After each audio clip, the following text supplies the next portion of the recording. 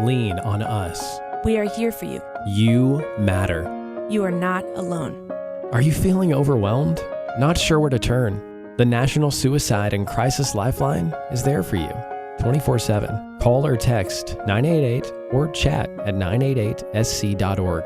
Whether you're having an emergency or you know someone who needs support now, they can help you take the next step towards finding hope and healing. There is hope. 988sc.org.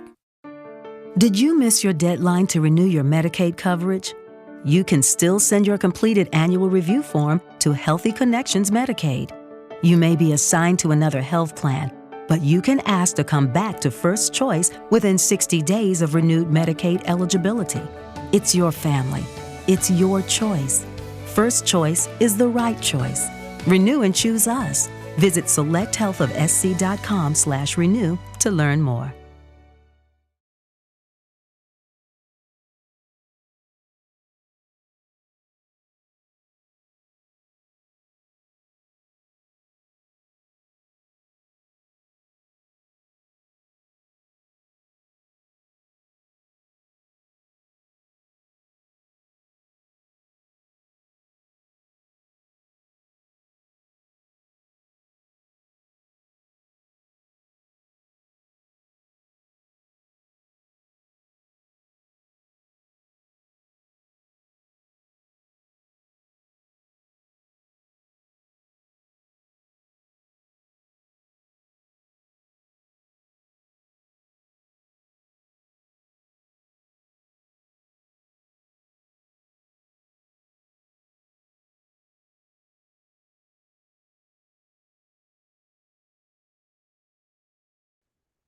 Welcome. In this episode, we will examine the third and final part of the 1099 process that is essential to staying in compliance with the IRS. We have talked about in step 1 that you always want to obtain a W-9 from vendors like computer services, accounting support, human resources consultants, legal services, or cleaning services. We have also discussed step 2 in handling the W-9 after it is obtained and mapping your general ledger accounts for 1099s. Now it is time to discuss filing these documents with the IRS. At this juncture, you will have already obtained a W-9 form, you will have completely filled out the vendor record, and you will have completed the mapping of the 1099 general ledger accounts. Now it is time to file with the IRS, and the filing deadline is every January 31st. If you use QuickBooks Online, this process should be simple and automated. You would go to the Taxes section and run your 1099 processing. If the mapping has been done, you will review each vendor meeting the threshold. The system will give you a list of possible 1099 vendors, the amounts that you have paid these vendors through the calendar year, and if the vendor meets the reporting requirement. The system will also tell you if there's any missing information like physical addresses or email addresses. If the system has all the correct information and you're happy that everything is finalized, you will submit them. Intuit, the parent company of QuickBooks Online, will send out the forms to the vendors and to the IRS, all electronically. What happens if your software does not do the 1099 filing automatically? I've actually seen some software systems not do this. So you have two different options.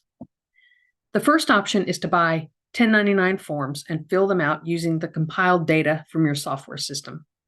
The second option is using a service like tax1099.com.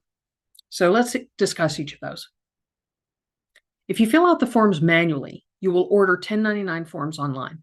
If you Google phrases like purchase 1099 forms, you will see your options for ordering them. Be sure to order them before January so that you can be sure to have them on time for timely reporting. For example, when I Googled purchasing the forms, I saw that a 24-pack was about $18 and a 50-pack was about $30.